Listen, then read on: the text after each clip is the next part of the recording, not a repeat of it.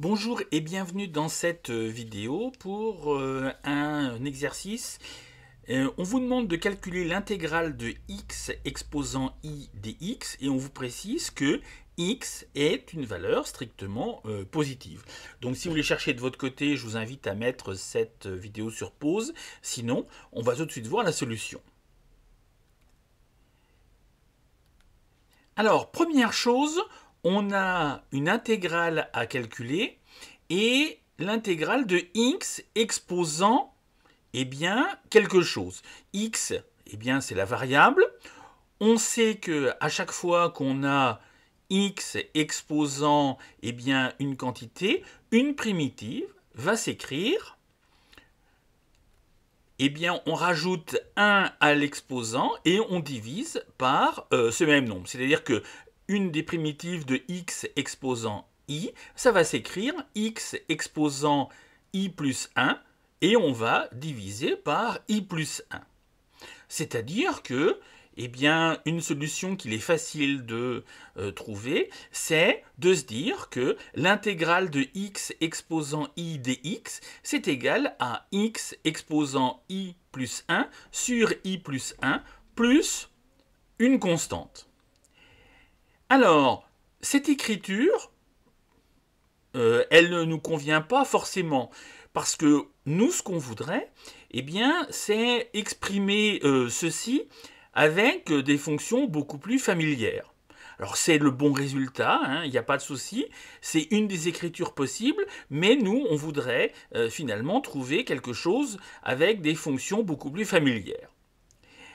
Alors, maintenant, on va se dire qu'il faudrait modifier ce x exposant i. Une des façons de faire, c'est de dire que x, on a un réel qui est strictement positif, donc x peut s'écrire comme étant e de ln de x. Alors on va remplacer, et donc x exposant i, c'est égal à e ln de x exposant i. Alors on a des puissances, et on connaît les règles de puissance.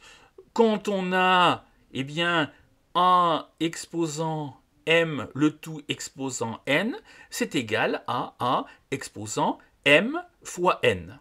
C'est-à-dire que, en appliquant cette règle des puissances, on va obtenir que x exposant i est égal à e i ln de x. Alors, cette écriture e i ln de x, quand on a étudié les complexes au tout début, il y avait cette écriture d'Euler qui disait que e i θ, θ étant l'argument, pouvait s'écrire cos θ plus i sin θ. Donc, on va maintenant appliquer ceci, c'est-à-dire que x exposant i, c'est égal à cos de ln de x plus i sinus de ln de x. Alors, on va maintenant calculer intégrale de x exposant i dx, c'est égal à...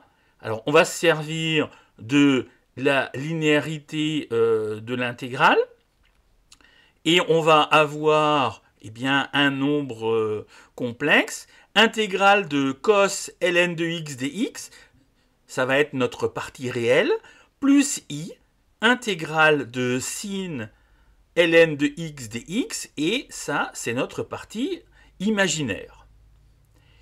Alors, on a calculé que c'était égal à x exposant i plus 1 sur 1 plus i plus une constante. Alors, nous, ce qu'on voudrait, maintenant, c'est de se dire, au fait, on voudrait modifier ceci pour retomber sur des fonctions beaucoup plus familières. C'est-à-dire que on a égalisé les deux, et on va s'intéresser maintenant à cette quantité, et on va se demander si on peut la modifier. C'est-à-dire que, x, i plus 1 sur 1 plus i. On a 1 plus i, on a un complexe au dénominateur. Donc, pour le supprimer, eh bien, on va multiplier par la quantité conjuguée. Au dénominateur, on a 1 plus i facteur de 1 moins i. On se rappelle cette identité remarquable, a plus b facteur de a moins b, c'est a2 moins b2. Et au dénominateur, on va avoir 1 moins i2, c'est-à-dire 1 moins moins 1, c'est-à-dire 1 plus 1, ça va faire 2. Et puis, en même temps, eh bien, on va dire que x exposant i plus 1, c'est égal à x multiplié par x exposant i.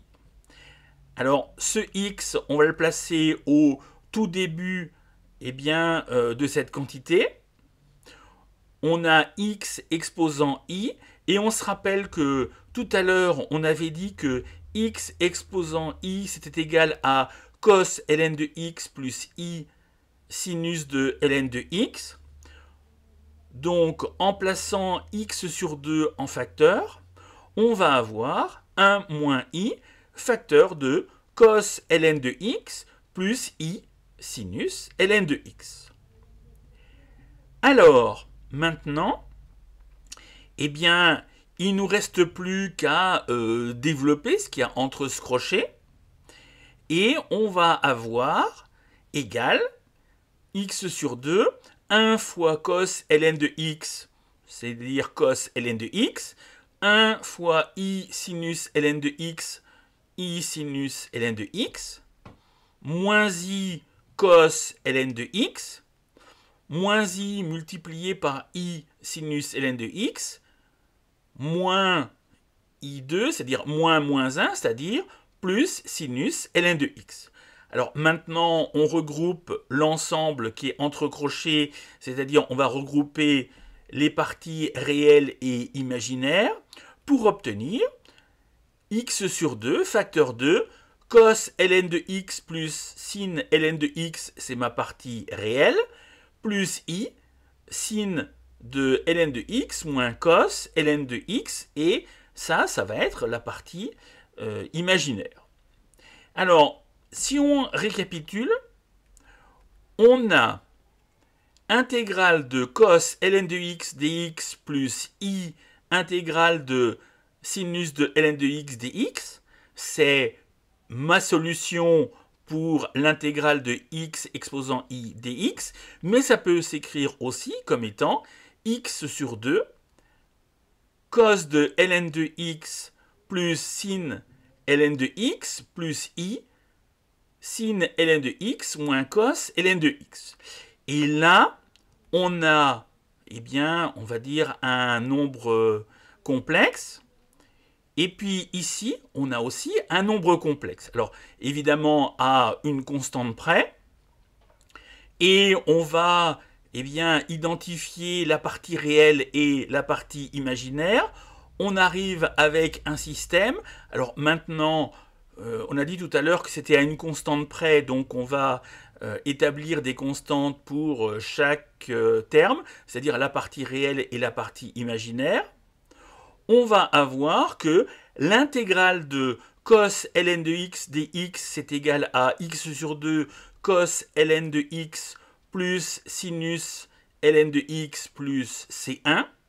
Et pour la partie imaginaire, on va avoir intégrale de sinus ln de x dx qui est égale à x sur 2 sinus ln de x moins cos ln de x plus une autre constante, c'est-à-dire C2. Donc voilà, on a calculé eh bien, l'intégrale de x exposant i dx. Donc voilà, j'espère que cet exercice vous a plu. N'hésitez pas à me faire part de vos remarques en commentaire. Et puis on se dit à très vite pour une prochaine vidéo.